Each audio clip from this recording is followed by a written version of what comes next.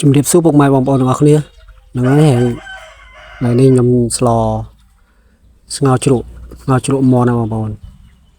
ហើយក្បាលវីដេអូនេះឃើញហើយបងប្អូននេះឆ្អិនហើយតំណងអត់បងប្អូននេះតំណងណាស់ក្បាលវីដេអូឥឡូវមកចូលសាច់រឿងយើងមកវិញយើងចាប់ផ្ដើមធ្វើវាសឡនេះងាយបងប្អូនស្ងោរជ្រក់ហើយមុនដំបូងយើងកាប់សាច់មាន់ជាកង់តូចសិនទៅបងប្អូនមកហូបងាយស្រួលធ្វើទេដល់ពេលយើងកាប់ហើយយើងមកម្លីងវាកុំឲ្យវាស្អាតបន្តិចដាក់ម្ដេងដាក់ខ្ទឹមសដាក់ស្លឹកក្រូចដាក់អីចឹងណាបងប្អូនហើយនឹងគល់កៃតិចតួចចឹងណាបងប្អូនយើងមកម្លីងវាកុំឲ្យវានេះយើងកាត់ឆ្អាបរបស់វាចឹងណាអានេះមិនមែនមាន់ស្រាទេបងប្អូនមាន់បីសាសទិញពីផ្សារមកទេបងប្អូនហើយឥឡូវនេះយើងធ្វើម្ហូបនេះម្ហូបបាយថ្ងៃត្រង់ទេម៉ោងមិន10ហើយបងប្អូនហើយអ្នកលក់ម្ហូបទៅយកមកទៅដឹកមកដល់អញ្ចឹងយើងធ្វើលហនអត់សូវ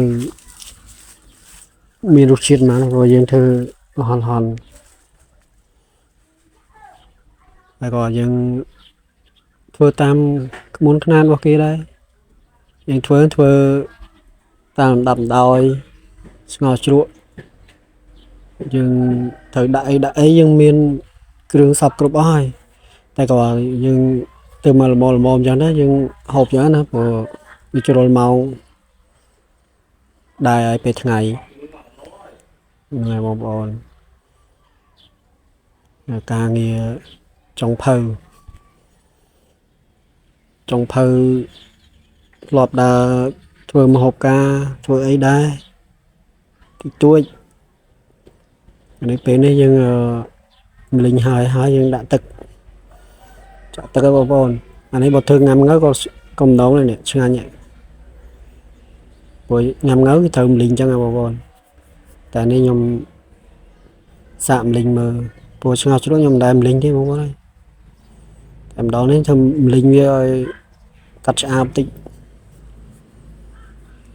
ចឹងយើងដាក់ជីដាក់អីហើយអានោះឆ្អិនហើយបងប្អូនហើយហ្នឹងហើយបងប្អូនបានចូលទស្សនាវីដេអូរបស់ខ្ញុំសូមអរគុណច្រើនដែលជួយចុច like ហើយនិង comment ពាក្យល្អៗហើយនឹងចូលមើល